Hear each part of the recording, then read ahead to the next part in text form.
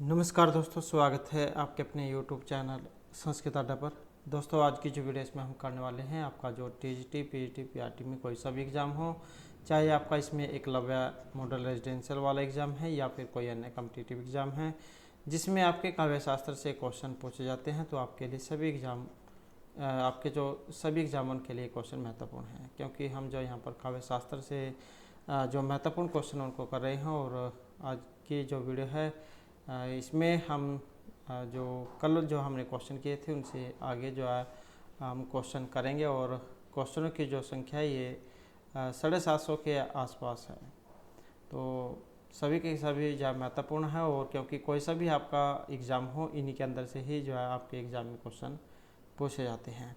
और अगर आप हमारी इनसे पहले वाली जो वीडियोस को अगर आप देखना चाहते हैं तो इसे आप हमारे चैनल के प्लेलिस्ट में जाकर देख सकते हैं। और वीडियो शुरू करने से पहले अगर आपने अब तक हमारे चैनल को सब्सक्राइब नहीं किया तो सब्सक्राइब कर लीजिएगा, और आप हमारा जो टेलीग्राम ग्रुप है उसको भी ज्वाइन कर लीजिएगा। इनका लिंक आपको इस वीडियो के डिस्क्रिप्शन में मिल जाएगा। तो हमारा जो यहाँ पर पहला क्वेश्चन जो है 413 है, और इससे पहले हमने आपके 412 जो क्वेश्चन हैं ये कंप्लीट कर लिए हैं। तो क्वेश्चन है कि प्रस्तुत आगंतुक भावस्य वस्तुनः अन्योक्ति सूचकम इदम लक्षणम अस्ति। तो ये लक्षण है यहाँ पर पताका वृत्तस्य, प्रकृतिवृत्तस्य, पताका स्थानकस्य या अर्थ प्रकृति है। तो ये जो लक्षण है यहाँ पर किन के हैं, और यहाँ पर बात करें तो ऑप्शन रहेगा डी वाला, तो पताका स्थानकस्य, कि जो किसी अन्य वस्तु के द्वारा आगंतुक प्रस्तुत वस्तु का सूचक होता है तो उसे हम पताका स्थानक कहते हैं। प्रस्तुत आगंतुक भावस्य वस्तुनान्योक्ति सूचकम इदम लक्षणम, तो कि जो किसी अन्य वस्तु के द्वारा आगंतुक प्रस्तुत वस्तु का सूचक होता है तो उसे हम पताका स्थानक कहते हैं।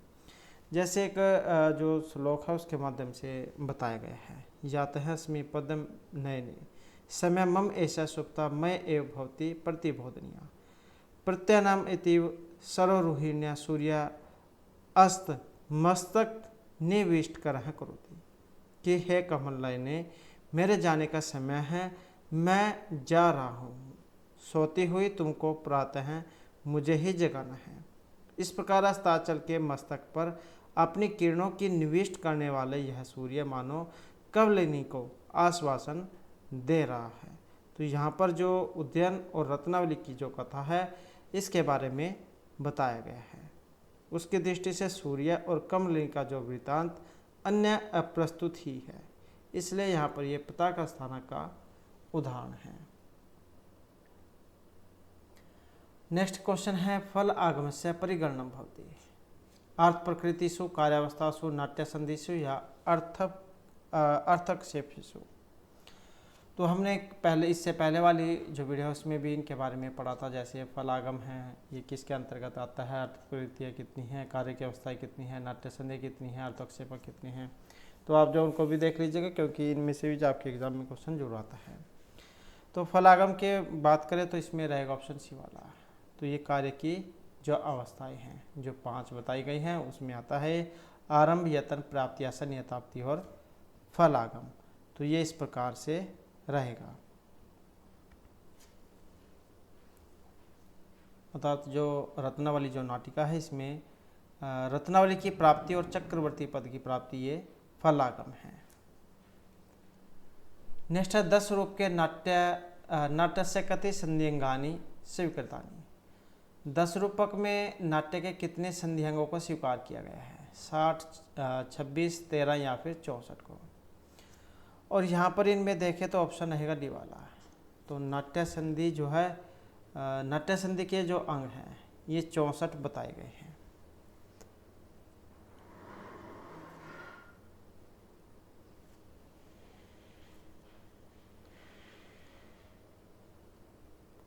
नेक्स्ट है नाट्य शास्त्रानुसारम नाट्य मंडस्य रक्षणाय ब्रह्मणा का विनुमुक्ति है। तो नाट्य शास्त्रानुसारम वरुण, चंद्रमा, रुद्र या मित्र हैं, और इसमें रहेगा ऑप्शन सी, तो ये है चंद्रमा। तो नाट्य शास्त्र अनुसार जो है नाट्य मंडप अर्थात जो रंगशाला है इसकी रक्षा करने के लिए ब्रह्मा ने चंद्रमा को नियुक्त किया था। ब्रह्मा ने चंद्रमा को जो है नाट्य मंडप की रक्षा का भार दिया था और पूर्व आदि जो 4 दिशाएं हैं उनको दिक्पालों के रूप में नियुक्त किया था। वायु को सभी दिशाओं और नैत्य ऋतु आदि विदिशाओं के भी रक्षणार्थ नियुक्त किया था। तो यहाँ पर जो है ये इसका जो है चंद्रमा इसका आएगा, नाट्य मंडप की रक्षा के लिए चंद्रमा को नियुक्त किया गया था। नेक्स्ट है नाट्य शास्त्रानुसार नाट्य मंडप से देहल्याम क्या स्थापित है। तो नाट्य मंडप की जो देहली है वहाँ पर स्थापित किए गए थे यमदंड, महेंद्र, कृतांत या शूलम।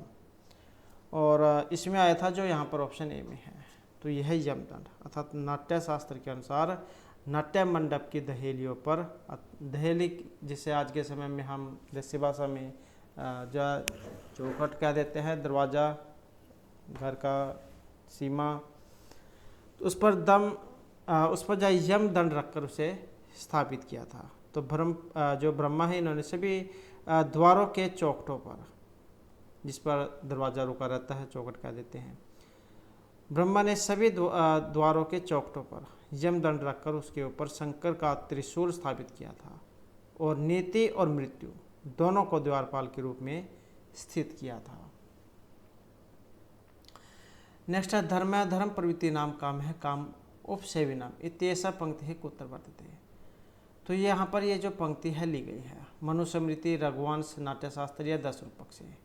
धर्म प्रवृत्ति नाम काम है काम उपसेवी नाम, और इसका जो यहाँ पर संबंध माना गया है ऑप्शन रहेगा बी से। तो ये कहाँ से है, ये नाट्यशास्त्र जो उसमें से है कि धर्म में प्रवृत्त लोगों का धर्म, काम के सेवकों की काम वासना इसी में है। धर्म प्रवृत्ता नाम काम है काम उपसेवी नाम, धर्म में प्रवृत्त लोगों का धर्म काम के सेवकों की काम वासना है। तो नाट्यशास्त्र जो उसमें आई है धर्म प्रवृत्ता नाम काम है काम उपसेवी नाम, निग्रह विनीता नाम दम क्रिया। नेक्स्ट है विनिर्गितम मानमात्म मंदिरात इत्यादि पदम उदाहरणमस्ति। व्यंग्य काव्य, सबचित्र, अर्चित्र या गुणीभूत व्यंग्य काव्य। तो इस पंक्ति का जो संबंध है ऑप्शन सी से रहेगा, तो ये अर्चित्र जो है उसका है। नेक्स्ट है तद भू लाक्षणिक इत्युक्ति ही भवति। काव्यम शब्द है कवि या व्यक्ति ही, तद भू लाक्षणिक है इत्युक्ति, और इसका जो संबंध है ऑप्शन सी से है, तो ये शब्द की है। यहाँ तद्भू का जो अर्थ है ये लक्षणा के आश्रय से लिए गए हैं। जैसे कि हमने इससे पहले वाले जो वीडियो थे उसमें काव्य के 3 भेद पढ़े थे आचार्य बम्मट के द्वारा जो बताए गए थे। तो इसी प्रकार से जो यहाँ पर शब्द है इसकी 3 शक्तियाँ होती हैं। शब्द जो है इसकी होती है 3 शक्तियाँ। कौन कौन सी? जैसे अभिध लक्षणा व्यंजना है, तो शब्दों के 3 अर्थ है, मतलब 3 शक्तियाँ बताई गई हैं। जैसे वाच्यार्थ है, वाच्यार्थ, और लक्ष्यार्थ, वाच्यार्थ, लक्ष्यार्थ और व्यंग्यार्थ, व्यंग्यार्थ। तो ये हैं 3 शक्तियाँ शब्द की। मतलब शक्तियाँ तो हैं अभिधा लक्षणा व्यंजना, आगे इनके अर्थ हैं, अर्थ वाच्य लक्ष्य व्यंग्यार्थ।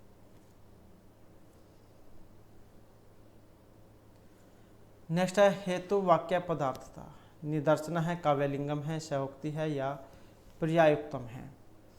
तो इसमें जो रहेगा ये ऑप्शन सी है, तो ये काव्यलिंगम है। और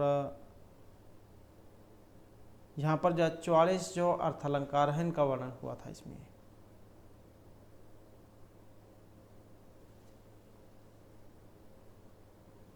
नेक्स्ट है जाति रे प्रवृत्ति निमित्तम अन्य इति थम शब्दार्थ बोधन्य इति पदेन उक्तम भवति। बौद्ध मतम, महाभाष्यकार मतम, जैन मतम या मीमांसका मतम। तो जातिरेव प्रवृत्ति निमित्तम इति अन्य इति थम। और इस पंक्ति का जो संबंध है ऑप्शन रहेगा डी से। तो ये मीमांसकों की है।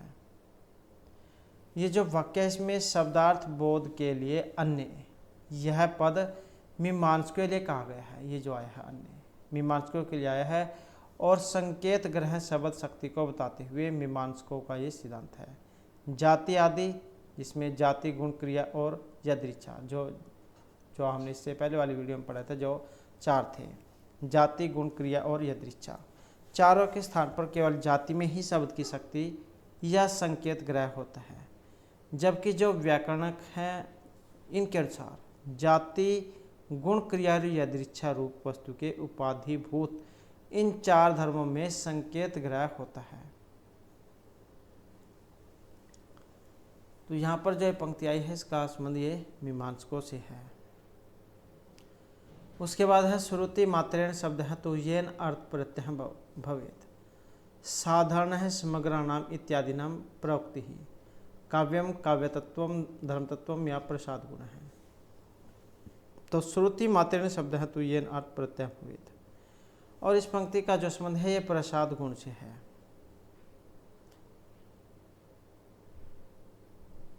और जिस शब्द समास या फिर रचना के द्वारा श्रवण मात्र से अर्थ की प्रतीति हो तो वे सब वर्ण समास रचना में रहने वाले प्रसाद गुण माने गए हैं। और गुण कितने होते हैं काव्य में? काव्य में 3 गुण माने गए हैं, माधुर्य गुण, ओज गुण और प्रसाद गुण।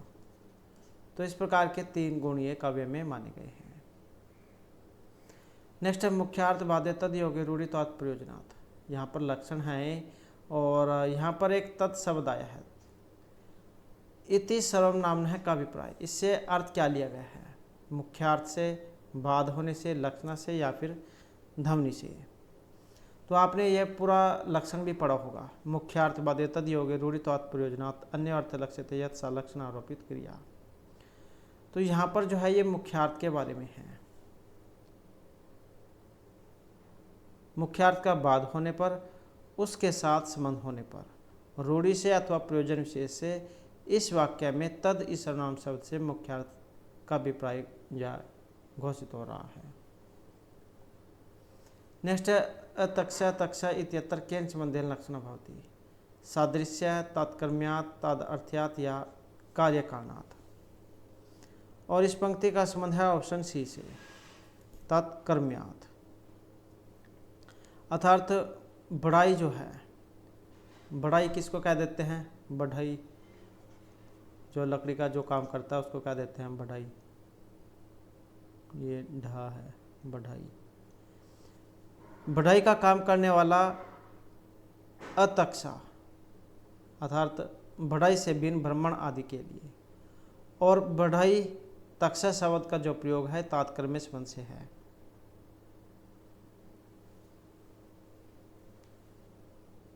उसके काम से, कर्म काम। नेक्स्ट है वाच्य एवं वाक्यार्थ इति केशाम आचार्य नाम मतम।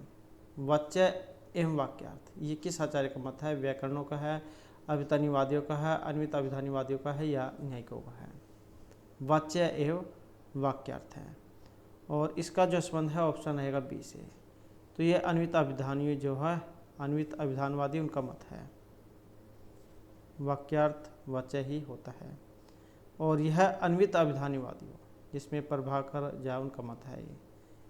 जबकि अभित अन्वयवादी जिसमें आ जाता है कुमारिल भट्ट के बल से परस्पर संबंध होने से पदों से प्रतीति होने वाला अर्थ न होने पर भी विशेष प्रकार का तात्पर्य रूप वाक्यार्थ प्रतीत होता है।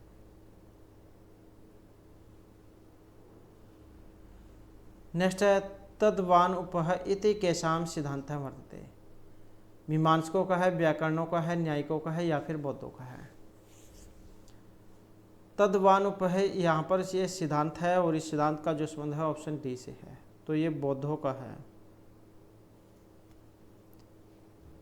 व्याकरण जो है व्याकरणिक, इनका मत है जाति गुण क्रिया और यदृच्छा से। मीमांसक जो हैं इनका मत है जाति केवल से, जाति मात्र से। न्यायिक जो है इनका मत है जाति विशिष्ट व्यक्ति से। और बौद्ध जैन का मत है अपोह से। ये वाला अपोहा, अपोहा जो यहाँ पर आया है अपोह।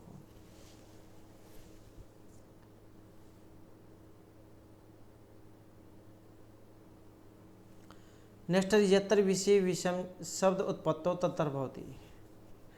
सारोपलक्षण, पदान लक्षण, साध्यवसान लक्षण या निरूढ़ लक्षण। यत्र विषय विषम च शब्द उत्पत्तो, तो वहाँ पर होती है, और वहाँ पर होती है सारोपलक्षणा, जहाँ आरोप्यमान उपमान तथा आरोप विषय उपमेय दोनों शब्दतः कहे गए हों, तो वह दूसरी अर्थात गौणी सारोपलक्षणा होती है। और जिस लक्षणा में विषय और विषय, आरोप का विषय भाग आदि दोनों अपने अपने रूप में कहे गए हों, तो वहाँ पर सारोपलक्षणा होती है। और लक्षणा जो है, लक्षणा के 6 भेद बताए गए थे। लक्षणातेन षड्विधा। नेक्स्ट है अभिधा मूलायाम सावधि व्यंजनायाम स्थाणुम भज बहुत छेद है इत्यस्य अर्थ है केन तत्वेन एक पक्ष से नियमित। अर्थ द्वारा, साचार्य, संयोग या सामर्थ्य द्वारा। तो अभिधा मूलायाम सावधि व्यंजनायाम स्थाणुम भज, इसका अर्थ ये जो यहाँ पर पक्ष में आया है, जो ऑप्शन ए में है, अर्थ द्वारा।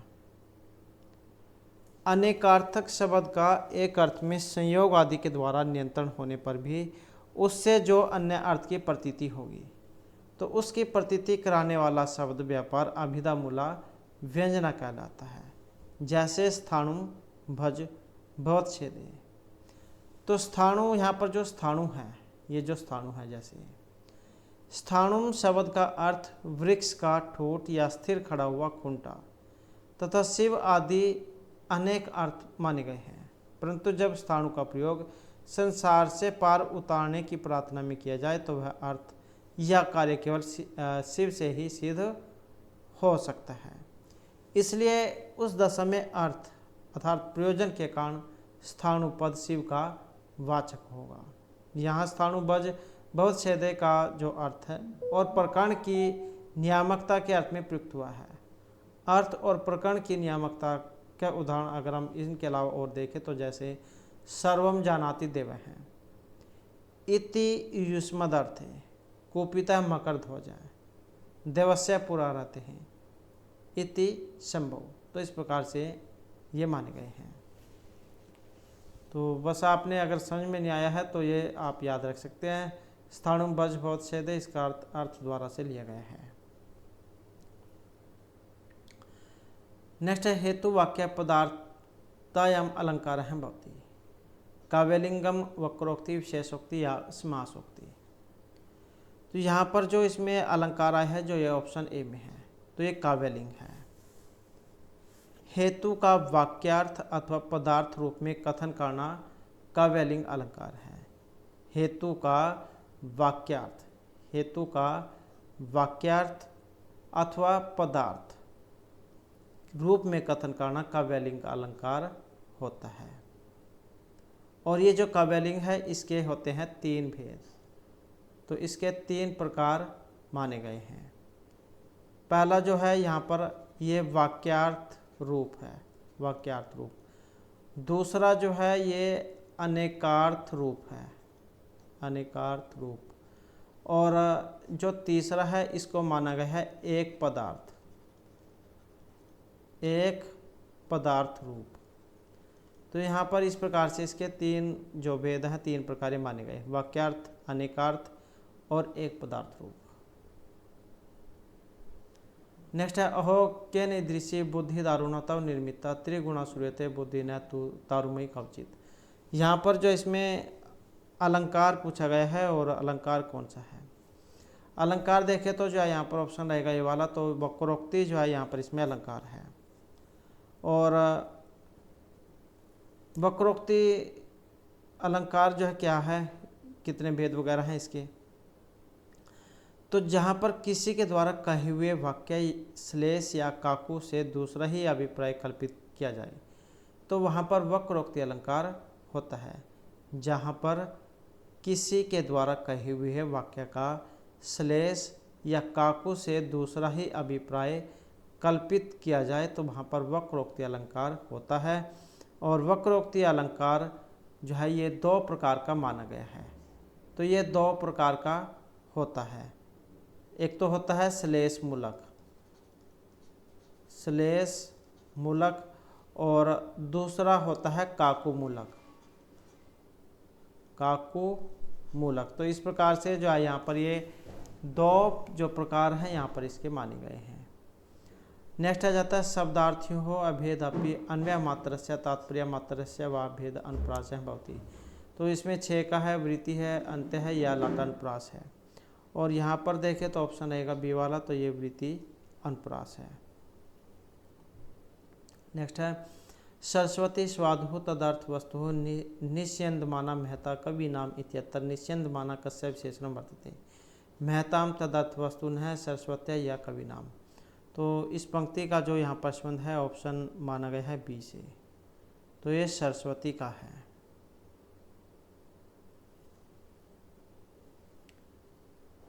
नेक्स्ट है काव्यशात्म ध्वनि इति बुद्धि स्मामनात् पूर्व है अतर बुद्धि इति पदस्य का अर्थ है काव्य तत्व विद्वद्भि व्याकरण न्याय या वेद विद्वद्भि। तो इसका जो मतलब यहाँ पर किन से लिया गया है, तो काव्यशात्म ध्वनि इति बुद्धि, और इस पंक्ति में जो बुद्धि आया है इसका संबंध है ऑप्शन ए काव्य तत्वों से।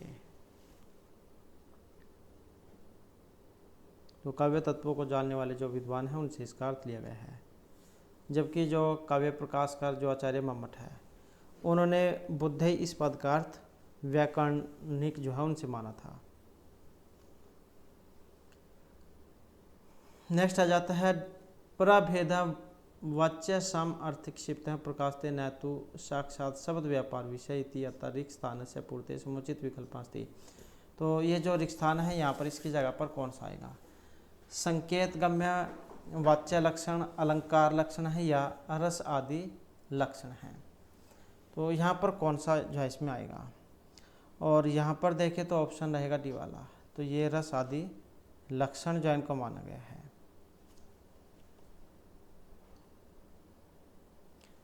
नेक्स्ट है रूप भेदा ध्वनि भक्त्या न एकत्वं विभाति अतः रूप भेदात इति पदेना अभिप्रेतार्थ अस्ति। तो ये जो रूप भेदात जो आया है इसका अर्थ यहाँ पर क्या है, लक्षण मुख्यार्थवाद आदि कारणानि न ध्वनौ या वाच्यातिरिक्त अर्थस्य वाच्यवाचक भाव तात्पर्य प्रकाशनम ध्वनो न भक्तो। तो इसका जो है यहाँ पर इनमें अर्थ किससे लिया गया है, तो इसका देखें तो जो है ऑप्शन बी जो है यहाँ पर इसका रहेगा। तो यही जो है इसका यहाँ पर माना गया है।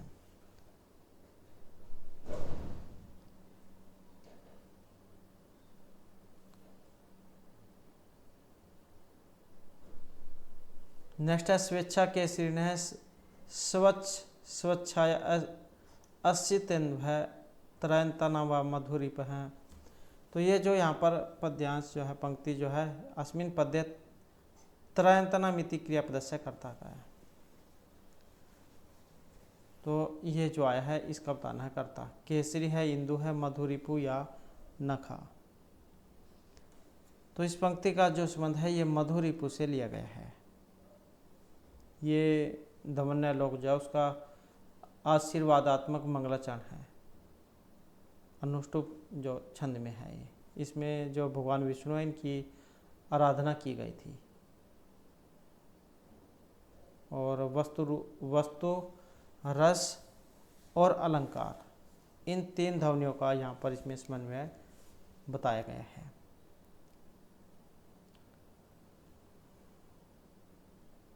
नेक्स्ट है उपाय पाय संख्याभ्याम युक्त फल प्राप्ति संभावना दृश्यते मुख संधि गर्भ प्रतिमुख या विमर संधि। अब संधि भी जो है 5 यहाँ पर होती है जो ये आई है। तो उपाय और अपाय इन शंका से युक्त की फल प्राप्ति की जो संभावना है उसको क्या कहा जाता है, उसको कहा गया है गर्भ संधि। उपाय के होने और विघ्न की शंका होने से युक्त फल प्राप्ति में संभावना का दिखाई देना गर्भ संधि का उदाहरण है। और वेरी इंपॉर्टेंट इस प्रकार का क्वेश्चन है, ये पंक्ति आ जाएगी, इसमें पूछ जाएगा इस तरीके से कौन सी संध्या यहाँ पर आई है। उपाय अपाय शंका होने पर, उपाय के होने और विघ्न की शंका से युक्त फल प्राप्ति में संभावना का दिखाई देना गर्भ संधि है। और कई बार जो एग्जाम में इनका जोड़ भी पूछा गया था, जैसे बीज और आरंभ से कौन सी संधि का निर्माण होता है। जैसे बीज है, बीज अर्थ प्रकृति है और इसके साथ जो आरंभ है, आरंभ कार्य की अवस्था है, तो इनसे कौन सी संधि का निर्माण होगा, तो इससे होगा मुख संधि का। बिंदु और यतन से होगा प्रतिमुख संधि का। पताका और प्राप्ति आशा से होगा गर्भ संधि का। और प्रक्रिय और नियताप्ति से होगा अविमर संधि का। कार्य और फल आगम से उपसंहृति अर्थात जिसे निर्वहन कह देते हैं, संधि का निर्माण होता है।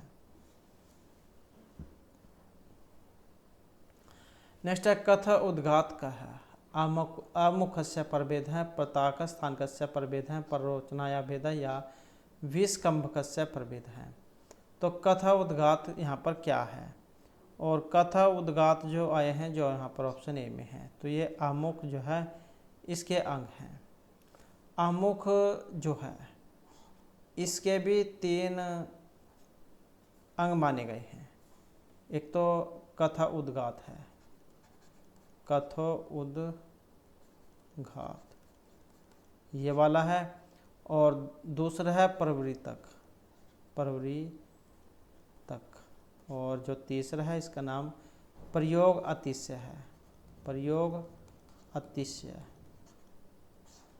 तो इस प्रकार से ये जो कथोद्गात जो अमुख प्रस्तावना का अंग है और अमुख ये 3 माने गए हैं, कथोद्गात, प्रवृत्तक और प्रयोग अतिशय। नेक्स्ट है आचार्य विश्वनाथेन कस्य काव्य लक्षण से खंडम कृतम। राजशेखरस्य मम्मटस्य दंडेन या आचार्य भामस्य। तो यहाँ पर विश्वनाथ की जगह पर मम्मट भी आ सकते हैं, मम्मट की जगह पर विश्वनाथ भी आ सकते हैं, एक दूसरे के मत का जो है खंडन करते हैं। तो ऑप्शन रहेगा सी वाला।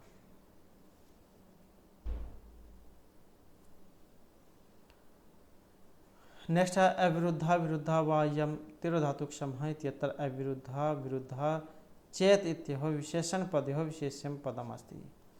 तो ये किन के लिए यहाँ पर आए हैं, विभाव, अनुभव, भाव या फिर रस दोष के लिए। और ये जो यहाँ पर आए हैं ऑप्शन रहेगा बी, तो ये आए हैं भाव के लिए, अर्थात ये स्थायी भाव सामान्य लक्षण है जो काव्य प्रकाश का जो चतुर्थ उल्लास है उसमें आए हैं। नेक्स्ट है काव्यस्य व्यवहार वेदन रूपम प्रयोजनम अस्ति। कवि एव सहृदस्य काव्य नायकस्य एव या कवि सहृदय उरुभ्योरे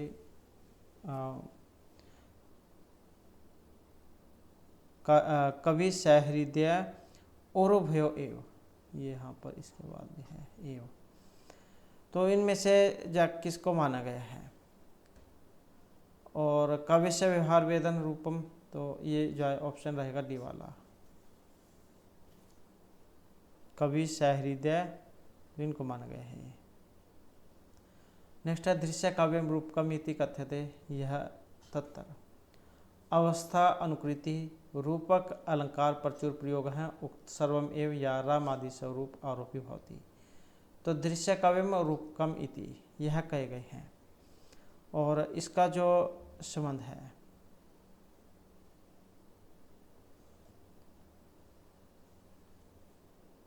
तो ये रहेगा ऑप्शन डी से, राम आदि स्वरूप आरोपी भवति। दृश्य काव्य जो है नाट्य को रूपक कहा गया है, क्योंकि उसमें नट पर राम आदि स्वरूप पात्रों का आरोप होता है, इसलिए इसे रूपक कहा जाता है। वैसे ही अर्थ में नाट्य, रूप और रूपक का प्रयोग किया जाता है। नेक्स्ट है विश्वनाथ अनुसारम कर्मणि कुशल है त्यस्मिन वाक्य कुशल है इति शब्द शक्ति ही स्यात्। कर्मणि कुशल है, यहाँ पर इसमें कुशल में शक्ति है, लक्षण है, अभिधा है, व्यंजन है या फिर ये तीनों हैं। तो यहाँ पर जो इसमें आई है जो ऑप्शन सी वाली है तो ये अभिधा शक्ति है। तो जो आचार्य विश्वनाथ हैं इनके अनुसार इसमें कुशल शब्द का व्युत्पत्ति लभ्य अर्थ कुश लाने वाले से लिया गया है, किंतु इसका जो मुख्यार्थ दक्ष से है, कुशल चतुर का देते हैं जिसे, तो ये दक्ष से है, इसलिए कर्मणि कुशल में अभिधा शब्द शक्ति है। नेक्स्ट है तात्पर्य अर्थोपि केषुचित् इति वचनम कस्याचार्यस्य। विश्वनाथस्य मम्मटस्य पंडित राज जगन्नाथस्य या फिर आचार्य वामनस्य। तात्पर्य अर्थोपि केषुचित्, तो इस यहाँ पर जो संबंध है ऑप्शन सी इसमें रहेगा, तो आचार्य मम्मट जो है उनका है ये। अर्थात तात्पर्य नामक अर्थ के 4 भेद माने गए हैं, जिसमें पदार्थों का परस्पर संबंध पदों से ही नहीं बल्कि वक्ता के तात्पर्य के अनुसार होता है, इसलिए इसको तात्पर्यार्थ कहा गया है। तो आचार्य मम्मट से इसका संबंध है। उसके बाद न ही प्रणिमंतः देशा इति वक्तव्य शौर्य आदि मंतः देशा इति केन अपि उच्यते इति युक्ति विश्वनाथेन मम्मटकृत काव्य स्वरूपस्य अधोलिखितम घटक पदम उपस्थापिता। तो ये इसका संबंध बताना है, शब्दार्थ से है, सगुण से है और आदोष या अलंकृति। तो यहाँ पर इसका जो संबंध है सगुण से माना गया है। नेक्स्ट है नाटकस्य मुख्य प्रवृत्तम भवति। नाटक का जो मुख्य वृत्त है प्रख्यात से है, कल्पना प्रसूत से, आधुनिक से या दार्शनिक से है। तो नाटक का जो मुख्य वृत्त माना गया है ये प्रख्यात से है। नाटकम ख्यात वृत्तिम स्यात् पन संधि समन्वितम, आपने पढ़ा होगा। अर्थात नाटक में 5 संधियाँ मुख प्रतिमुख गर्भ विमर्श निर्वहन का समावेश होता है और नाटक में वीर और सिंगारस अंगिरस के रूप में होते हैं। तो यहाँ पर प्रख्यात जो ये माना गया है, इसका जो इतिवृत्त है मतलब इसकी जो कथा है वो इतिहास प्रसिद्ध होनी चाहिए। नेक्स्ट है गंगायाम घोष है इत्यस्मिन वाक्य प्रयोजनम प्रत्यय लक्षणा तात्पर्यवृत्ति ही व्यंजना या उपयुक्ता भी सर्व आदि भी। तो गंगायाम घोष है, गंगा में घर है। तो यहाँ पर ये किन का है और ये है लक्षणा का। तो यहाँ पर क्या है, लक्षणा शब्द शक्ति है। लक्षणा शब्द शक्ति में मुख्यार्थ का बाद हो जाता है।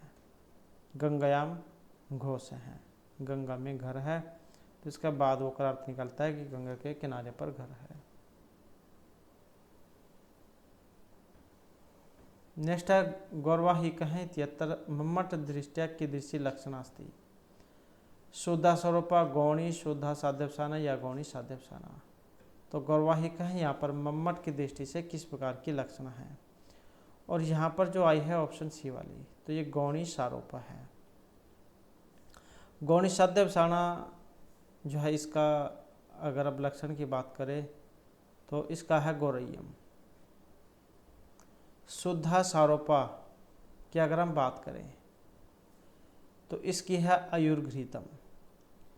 गौणी सारोपा की अगर हम बात करें तो जैसे कि यहाँ पर दिया गया है गौरवाहिक है, और शुद्ध साध्यवसाना की अगर हम बात करें तो यह है आयुर्वेदम।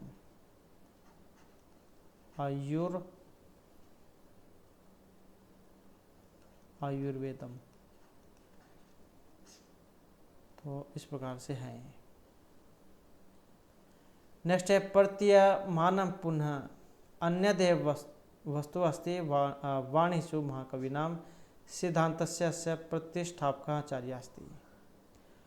तो इसके आचार्य हैं मम्मट आचार्य, क्षेमेंद्र अभिनव गुप्ता या आनंदवर्धन है।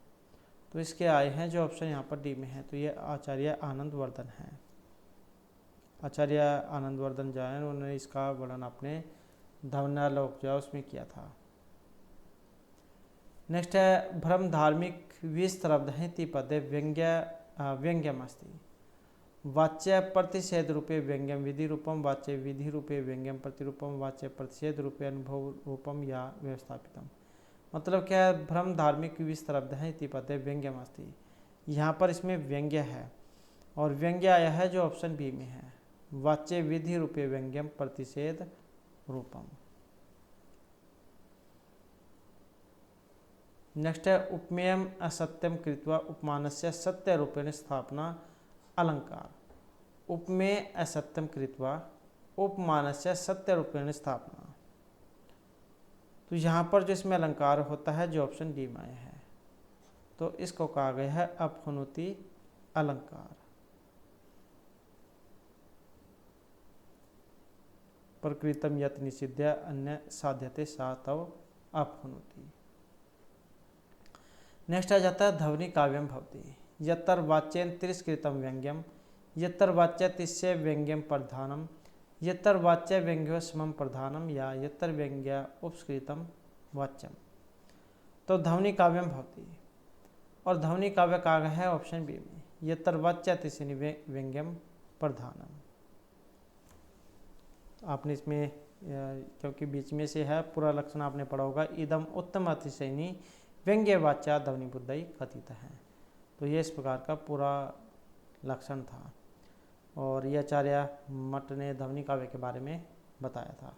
जैसे इन्होंने काव्य के 3 भेद बताए थे, उत्तम मध्यम अधम, तो जो उत्तम है उसी को ध्वनि काव्य, तो उसी का फिर है ये। नेक्स्ट है आयुर्वेदम घृतम इत्यत्र लक्षणास्ति शुद्धा स्वरूपा साध्यवसाना गौणी स्वरूपा या साध्यवसाना। आयुर्वेदम यह लक्षण है, जैसे कि हमने पहला क्वेश्चन आया था उसमें जो इसके बारे में पढ़ा था, तो इसका जो ऑप्शन सी वाला है, तो ये शुद्धा साध्यवसाना का लक्षण है। नेक्स्ट आ जाता है अवस्था अनुकृति नाट्यमिति नाट्य लक्षणम धनज्जैन भरतेन धनिकेन या आचार्य विश्वनाथेन। अवस्था अनुकृति नाट्यम यह नाट्य लक्षण है और इसका जो संबंध है ऑप्शन माना गया है ए से, तो ये आचार्य धनंजय की है। अवस्था अनुकृति को नाट्य कहते हैं, तो धनंजय का है। उसके बाद नाट्य यतर प्रस्तुतस्य भाविनः कथा वस्तुनः अन्य उक्ति में सूचना दीयते तद्भवति पताका स्थानकम अधिकारिकम पताका या प्रासंगिकम। नाट्य यतर प्रस्तुतस्य भावना कथा वस्तुनः अन्य उक्ति में सूचना दीयते, तो उसको क्या कहा गया है, उसको कहा गया है पताका, जो ऑप्शन यहाँ पर ए में आई है।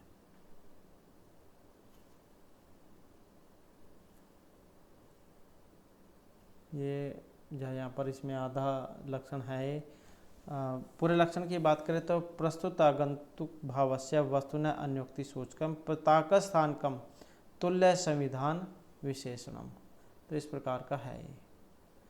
नेक्स्ट है नृत्य नृत्यो स्वरूपम भवति, नृत्य नृत्य का स्वरूप, और यहाँ पर आया है इसमें जो ऑप्शन बी वाला है, नृत्यम ताल्य आश्रयम नित्यम भाव आश्रयम। नृत्य ताल और लय आश्रित होता है, जबकि नृत्य ये भाव पर आधारित होता है।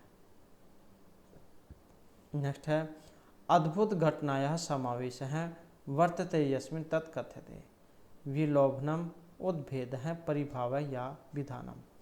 तो अद्भुत घटनायाः समावेश है और उसको कहा जाता है परिभाव, जो ऑप्शन बी में आया है। अद्भुत घटना का समावेश जिसमें होता है उसे हम परिभाव कहेंगे। नेक्स्ट का कैसिकी वृत्ति ही मुख्य रूपेण प्रयुज्यते है श्रृंगार हास्य विभत्स बयान के वीर अद्भुते या रोदर अद्भुते। तो कैसिकी वृत्ति मुख्य रूप से प्रयुक्त होती है और कैसिकी वृत्ति जो प्रयुक्त होती है जो यहाँ पर ऑप्शन ए में आई है, तो श्रृंगार हास्य में है। श्रृंगारे कैसिकी वीरे सात्वती आर्भटी पुनः रस्य रौद्रे च विभत्से वृत्ति ही सर्वत्र भारती। तो कैसिकी वृत्ति मुख्य रूप से श्रृंगार रस से संबंधित है, इनमें ये प्रयुक्त होती है, श्रृंगार और हास्य रस में। नेक्स्ट है काव्य गुणानाम लक्षण त्रयमस्ति। काव्य के जो गुण हैं इसमें 3 लक्षण हैं इनके। काव्य गुणों के 3 लक्षण हैं, कौन कौन से हैं? और जो ऑप्शन डी में है, रसधर्म, रस उत्कर्षम और अचल स्थितित्वम च। रसधर्म, रस उत्कर्षम और अचल स्थितित्वम च। जबकि जो आचार्य मम्मट है उन्होंने काव्य का जो लक्षण है उसमें बताया था ये रसस्य इंगिनो धर्म शौर्यादेव आत्मन है, उत्कर्ष हेतु है स्युः अचल स्थित्यो गुण, जो काव्य प्रकाश में है। नेक्स्ट है यत्र उत्पाद्यम लोक संश्रम च वृत्तम भवति तदस्ति रूपकम। नाटकम डिम है, प्रकरणम या वयोग है। यत्र उत्पाद्यम लोक संश्रम च, और उसको कहा गया है प्रकरण। अथ प्रकरण तत्तम उत्पाद्यम लोक संश्रम अमात्य, और इसमें धीर प्रशांतम सपायम धर्मार्थ तत्परम शेषम नाटकवत संधि प्रवेश कर रस आदिकम। तो जो सुदरक जो है मिर्ची सुधा के द्वारा जो मिर्च का टिक है, रूपा का दूसरा भेद, तो इस प्रकार से आप समझ सकते हैं, जो ऑप्शन बी वाला है यहाँ पर। नेक्स्ट है फल आगमस्य परिगणनम भवति। फल आगम ये गिना जाता है अर्थ प्रकृतियों में, नाट्य कार्य या अर्थक्षेपकों में। तो फल आगम जो है ये होता है कार्य की अवस्थाओं में, जो 5 बताई गई थी, 5 कार्य अवस्था, आरंभ, यतन, प्राप्ति से निहिताप्ति और फलागम। नेक्स्ट है पर उक्ति भेद का श्लिष्ट इति लक्षणम निर्दर्शना दीपक समासोक्ति या दृष्टान्तस्य। पर उक्ति भेद का श्लिष्ट ये लक्षण है, और ये जो लक्षण है जो यहाँ पर ऑप्शन बी में है, तो ये समासोक्ति अलंकार के हैं। पर उक्ति भेद का श्लिष्ट समासोक्ति ही प्रकृत अर्थ के प्रतिपादक वाक्य के द्वारा श्लेष युक्त विशेषणों के प्रभाव से, न कि विशेष्य की समर्था से जो अप्रकृत अर्थ का कथन है वह समास से अर्थात संक्षेप से कथन होने से समासोक्ति अलंकार होता है। नेक्स्ट है मम्मट मते मध्यम काव्यम भवति। आचार्य जो मम्मट है उनके अनुसार मध्यम काव्य है सवचित्रम गुणीभूत व्यंग्यम ध्वनि या वाच्य चित्रम। तो जैसे कि इन्होंने काव्य के 3 भेद माने थे, उत्तम, मध्यम और अधम, तो ये जो मध्यम काव्य है इसको कहा जाता है। तो मध्यम काव्य जो है इसको गुणीभूत व्यंग्य काव्य भी कहा गया है। ध्वनि काव्य को उत्तम काव्य, गुणीभूत व्यंग्य काव्य को मध्यम काव्य और चित्तर काव्य को अधम काव्य है। नेक्स्ट है अधोलिखितेषु युग्मेषु परस्परम विरुद्धम। यहाँ पर एक अलग है, और वो कौन से वाला है? और यहाँ पर देखें तो जो ऑप्शन डी वाला है, विभावना और विशेष उक्ति। विशेष उक्तिर्खंडेषु कारणेषु फलवच है, अर्थात संपूर्ण कारणों के होने पर फल का न होना विशेष उक्ति होता है। और क्रियाया प्रतिषेध भी फल व्यक्ति विभावना, अर्थात कारण क्रिया का निषेध होने पर फल की उत्पत्ति विभावना अलंकार है। तो इस प्रकार से यहाँ पर इनको माना गया है, तो ये विरोधी माने गए हैं। नेक्स्ट है संकेत ग्रह अपोह शब्दार्थीति मतम अस्ति। तो ये पहले भी इस प्रकार का जो क्वेश्चन आया हुआ था, तो इसका संबंध न्यायिक मीमांसक बौद्ध या वेदांतियों से है, और इसका जो संबंध है ऑप्शन रहेगा बी से, तो ये बौद्धों का है।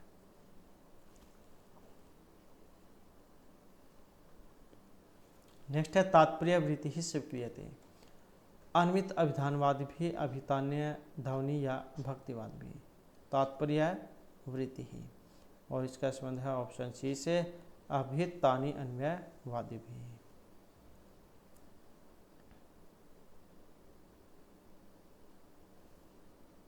उसके बाद है मम्मट अनुसारेण अबिंदु सुंदरी नित्यम। ये जो पंक्ति है यहाँ पर अलंकार है, श्लेष विरोध श्लेष प्रतिभा या विरोध है।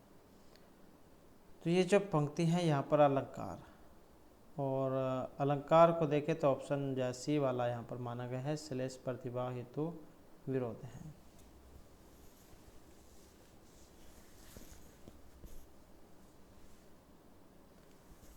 नेक्स्ट है छंदोहीन न शब्द अस्ति न छंद शब्द वर्जितम इति उक्तम महर्षिपाणिना पिंगेन व्यासेन या भरतेन।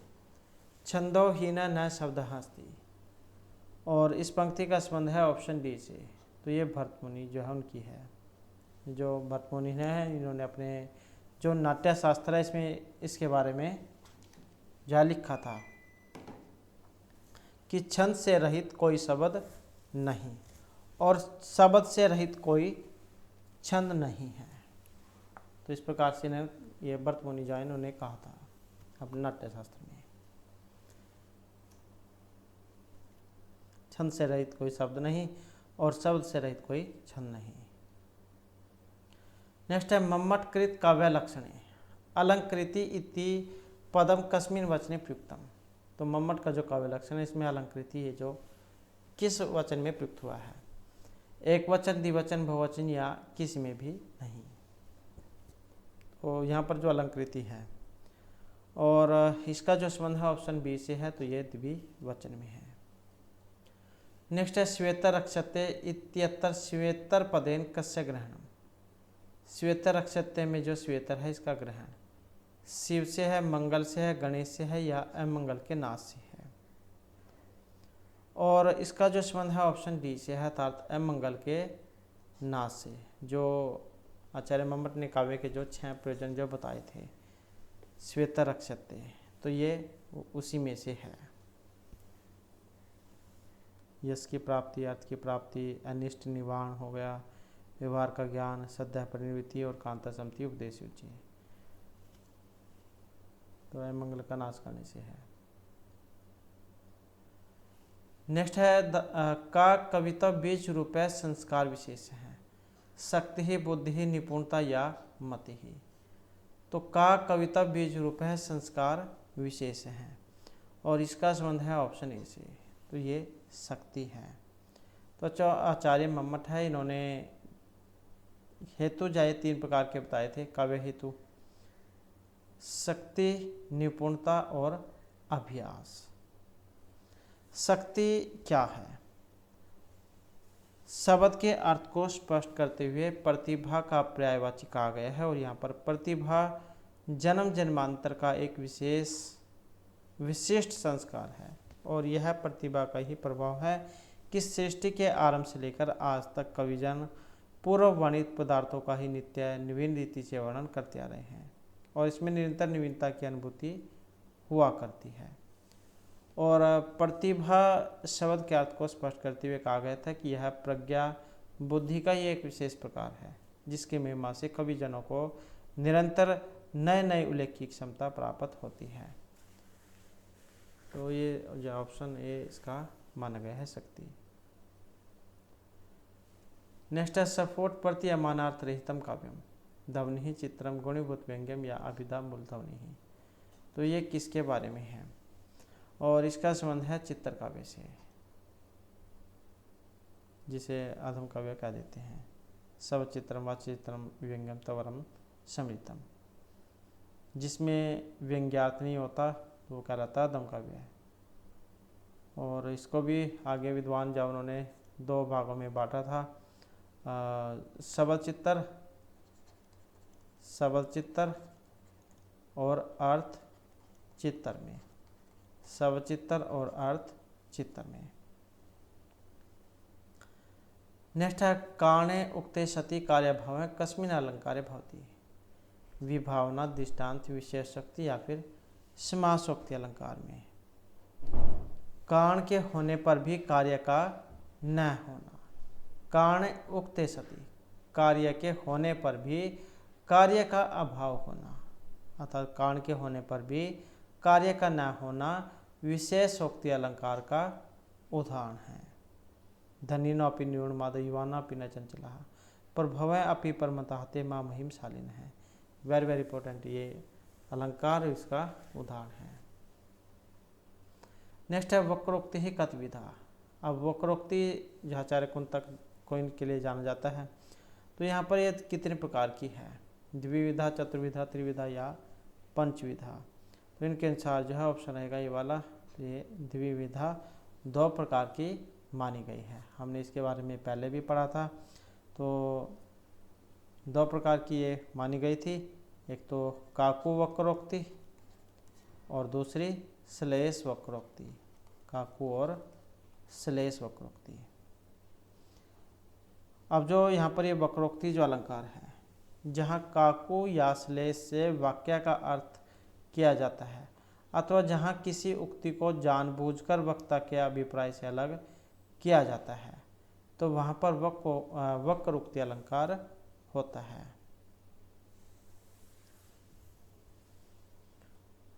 नेक्स्ट है पर उक्ति भेद का श्लिष्टय उत्प्रेक्षा अपनोति निदर्शन या समासोक्ति अलंकार।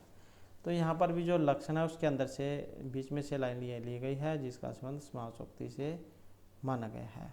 पर उक्ति भेद के श्लिष्टय समासोक्ति है, जहाँ पर श्लेष अन्वित विशेषणों के द्वारा अप्रकृत व्यवहार का आरोप किया जाता है, तो वहाँ पर समासोक्ति अलंकार होता है। इसका उदाहरण रहेगा लब्धा तब बहु सपर्शम यशः सा कापि उल्लास है, जय लक्ष्मी तब विरहे खलुज्वला दुर्बला ननु सा। तो ये जो समासोक्ति जो अलंकार है उसका माना गया है। नेक्स्ट है शंकर कतविध है, षड चतुः पंच या त्रिविध है। तो ये जो शंकर आया है ये कितने प्रकार का है, और शंकर जो है इसको माना गया है 3 प्रकार का, त्रिविध है। अब जो 3 है ये 3 कौन कौन से हैं, और शंकर क्या है, जहाँ अनेक अलंकारों के सापेक्ष स्थिति होती है तो वहाँ पर होता है शंकर अलंकार। 3 भेद हैं इसके, अंगांगी भाव, अंग अंगी भाव, और दूसरा जो है ये रहेगा संदेह, और जो तीसरा है ये एक आश्रय अनुप्रवेश है। एक आश्रय अनुप्रवेश, एक आश्रय अनुप्रवेश। तो इस प्रकार जो है यहाँ पर इसके 3 भेद ये बताए गए हैं। नेक्स्ट है कीदृशम वाक्यम काव्यम, रीति, रस, दोष या फिर गुणात्मक। तो कीदृशम वाक्यम काव्यम, और इसको माना गया है जो यहाँ पर ऑप्शन सी में है, तो ये रसात्मक है। नेक्स्ट है साक्षात संकेतार्थ बोधिका सब शक्ति ही, अभिधा, व्यंजना, लक्षणा या फिर तात्पर्य। तो साक्षात संकेतितार्थ बोधिका सब शक्ति अभिधा, ऑप्शन ए वाली। साक्षात संकेतित अर्थ मुख्यार्थ को प्रकट करने वाली शब्द शक्ति अभिधा शब्द शक्ति होती है। नेक्स्ट है शब्द अर्थी हो शक्ति, लक्षणा, अभिधा, व्यंजना या तात्पर्याख्या। तो शब्द अर्थी हो शक्ति और ये होती है व्यंजना। जब किसी शब्द के अभिप्रेत अर्थ का बोध न हो तो मुख्य अर्थ से होता है, नहीं लक्ष्य अर्थ से। बल्कि यहाँ पर जो इसके अनुसार अगर हम देखें तो अलग अलग अर्थ से या व्यंग्यार्थ से प्रकट होता है, तो वहाँ शब्द व्यंजक या ध्वन्यार्थ होता है। जैसे सूरज डूब गया, तो इस वाक्य का वाच्यार्थ या मुख्यार्थ एक ही रहने पर भी अलग अलग भाषार्थ लगा लिए जाने के कारण यहाँ पर व्यंजना शब्द शक्ति मान जाती है। और इसको ध्वन्यार्थ इसलिए कहा गया है क्योंकि इसमें अर्थ ध्वनित होते हैं। जैसे घंटे पर चोट लगने पर जोर जोर से उसकी आवाज़ होती है, उसके बाद से उसकी जो आवाज़ है वो धीरे धीरे कम होती चली जाती है, झंकार निकलती है जो देर तक होती रहती है।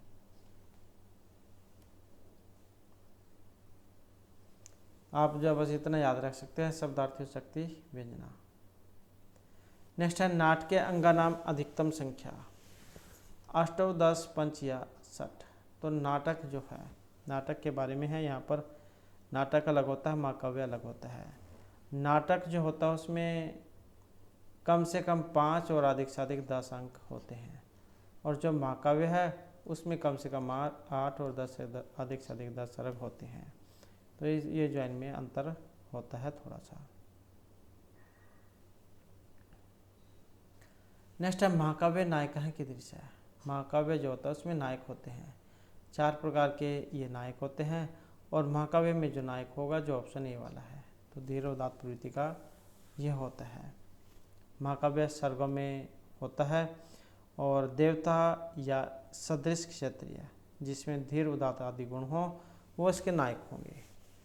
और श्रृंगार वीर और शांत में से कोई एक अंगिरस होता है, और संध्या होती हैं, सभी नाटक की संध्या होती हैं। नेक्स्ट है भरत मुनि ने रसस्य संख्या केति स्वीकृता। जो भरत मुनि है उन्होंने रस की संख्या बताई थी, 9, 60, 8 या 10। तो भरत मुनि ने जो रस की संख्या बताई थी तो ये 8 थी। वैसे 9 है, लेकिन यहाँ पर अलग अलग आचार्य जो हैं उनके अनुसार हैं, क्योंकि इन्होंने जो शांत जो सबसे लास्ट वाला है नौवा वो नहीं माना था।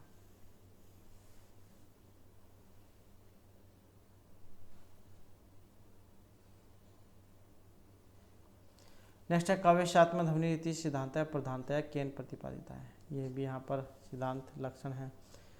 तो काव्यशात्म ध्वनि आनंदवर्धन, मम्मट, अभिनवगुप्त या भरतमुनि। तो यहाँ पर जो रहेगा ऑप्शन ए, तो ये है आचार्य आनंदवर्धन। तो इन्होंने काव्य की आत्मा ध्वनि को माना था, काव्य से आत्मा ध्वनि ही। और ध्वन्यालोक या ग्रंथ या काव्य उन्होंने लिखा था। और ये जो ध्वन्यालोक है ये उद्योतों में है, उद्योत ये वाले उद्योत, और 4 उद्योत हैं इसमें। नेक्स्ट है साहित्य दर्पण अनुसारम रसस्य किम विशेषण न साधु हो। तो जो साहित्य दर्पण है इनके अनुसार रस का एक विशेषण सही नहीं है। लोक अनुभूति, भय स्वाद सहोदर हैं, सब प्रकार से या फिर अभिन्न है। तो साहित्य दर्पण जो उसके अनुसार रस का जो विशेषण नहीं है, और जो ऑप्शन ए में है लोक अनुभूति। नेक्स्ट है स्वर्ण धावती इति उदाहरण है वेदांत रीत्या का लक्षण। तो ये जो स्वर्ण धावती उदाहरण है इसमें कौन सी लक्षण है? भाग, अजहत लक्षणा, साध्यवसान या जहत लक्षणा। तो कौन सी लक्षण का उदाहरण है स्वर्ण धावती? और ये माना गया है जो ये ऑप्शन सी में ही है, अजहत लक्षणा का।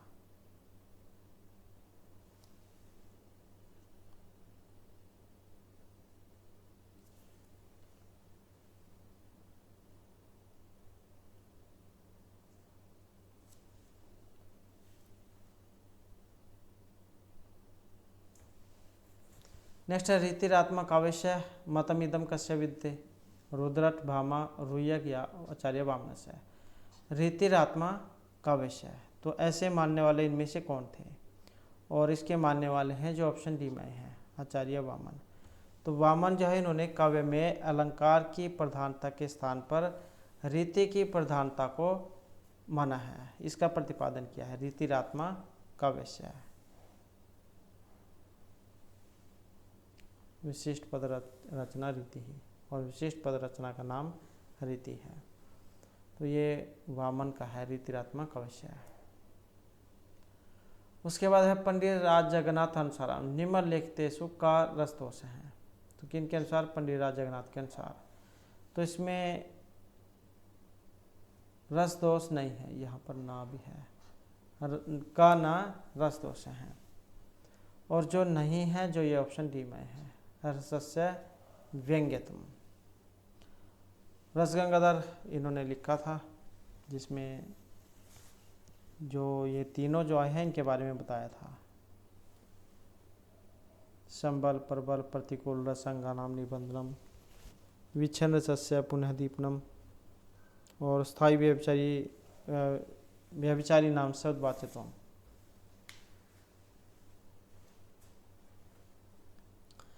नेक्स्ट है स्वच्छ जलवत सहसा सर्वत्र विहस्ति स्थिति इत्यादि न काव्य प्रकाश कृता का गुणमत है। तो यहाँ पर इसमें माने गए हैं प्रसाद ओज माधुर्य या समाधि गुण। स्वच्छ जलवत सहसा इव सर्वत्र विहति स्थिति ही, तो इसको माना गया है प्रसाद गुण, जो यहाँ पर ऑप्शन ए में आया है। उसके बाद है कथा प्रसंगेन जनई उदाहरित अनुस्मृता खंडल अंशुविक्रम है तव अभिधानात व्यक्ते न तानन है। तो यहाँ पर एक पंक्ति आई है और श्लोक कह सकते हैं आप, इसमें तो अलंकार पूछा गया था लुप्त उपमा श्लिष्ट उपमा मालोपमा या उत्प्रेक्षा, और यहाँ पर आया है इसमें जो ऑप्शन बी में है ये श्लिष्ट उपमा अलंकार है यहाँ पर। और जो महर्षि भारवी ने जो क्रियातर्जनम जो लिखी थी उसमें आया था ये, और वनेचर जो उनकी युक्ति है, अगर कई बार पूछ लिया जाता है।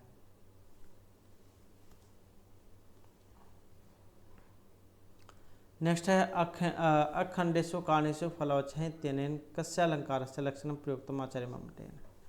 अखंडेशु कारणेशु फलवचः, ये किस अलंकार का लक्षण है? शंकर का विशेषोक्ति समासोक्ति या फिर विभावना का है, और ये जो आया है ऑप्शन बी में है। ये विशेषोक्ति जो अलंकार है उसका लक्षण है। विशेषोक्ति खंडेशु कारणेशु फलवचः है। उदाहरण है स एक स्त्रीणी जायती जगंती कुसुमायुध है हरतापि तनुम यश शंभुना न बलम हरितम, ये इसका उदाहरण था। तो विशेषोक्ति जो उसका उदाहरण है। नेक्स्ट है साहित्य दर्पण अनुसारम रस आस्वादने का हेतु। सत्य उद्रेक है सहृदयता काव्य पाठ है या पात्राणी। तो साहित्य दर्पण के अनुसार रस आस्वादन में हेतु है, और जो ऑप्शन ए में आए हैं सत्व का उद्रेक होने के कारण कुछ परमाताओं अर्थात सहृदयों के द्वारा अखंड अर्थात अद्वितीय स्वयं प्रकाश स्वरूप आनंद में अनुभूयमान अन्य विषय के संस्पर्श से शून्य बाह्य स्वाद सहोदर अलौकिक चमत्कार से अनुप्राणित इस रस को अपने आकार की ही भांति अभिन्न रूप से आस्वादन किया जाता है। तो बस आप इतना याद रख सकते हैं, साहित्य दर्पण जो है उनके अनुसार रस आस्वादन का हेतु सत्व उद्रेक को माना गया है।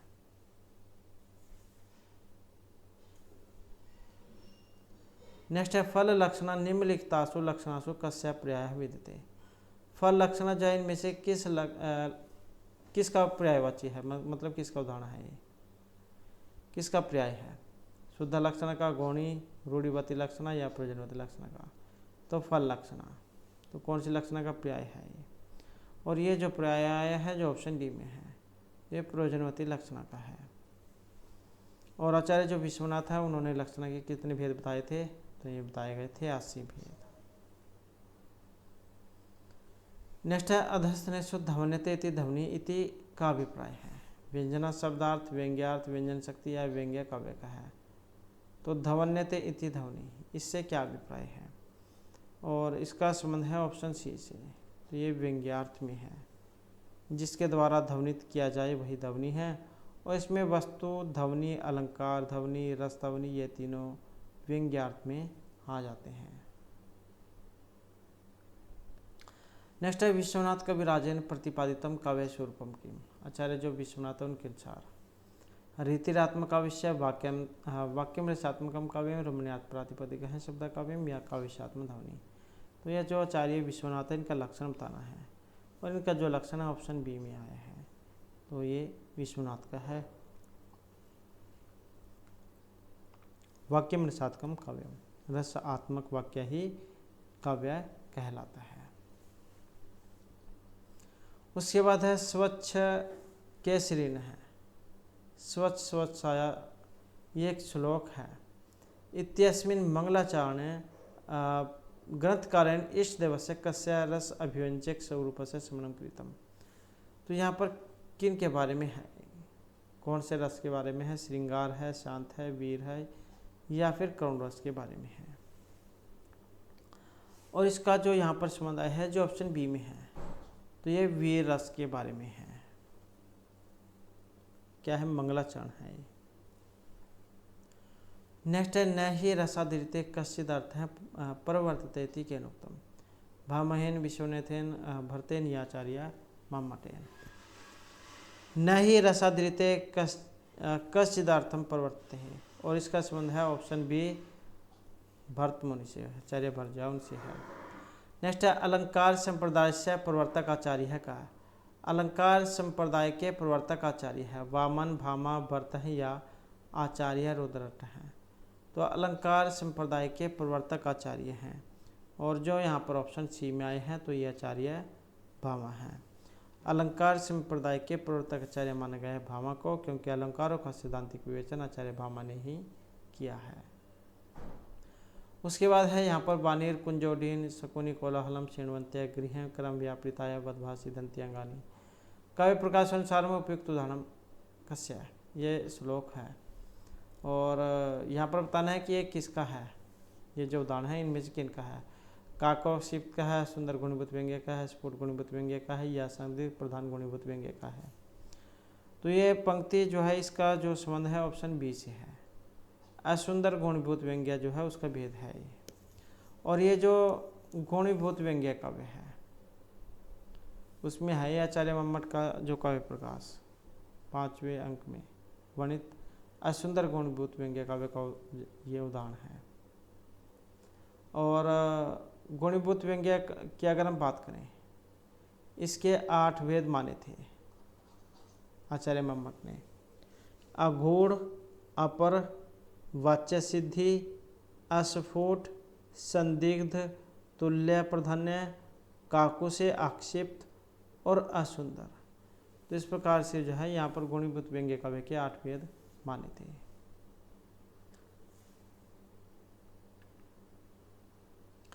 नेक्स्ट है कुंतक अनुसारम अधस्तनेषु सुकुमार मार्ग से प्रथम गुण है वर्तते। तो किन के अनुसार? कुंतक के अनुसार सुकुमार मार्ग का प्रथम गुण माधुर्य, सौंदर्य, लवण्य या स्वाभाविकम। और इसमें रहेगा ऑप्शन ए वाला, तो ये माधुर्य है। तो कुंतक के अनुसार कुमार मार्ग का प्रथम गुण माधुर्य गुण माना गया है।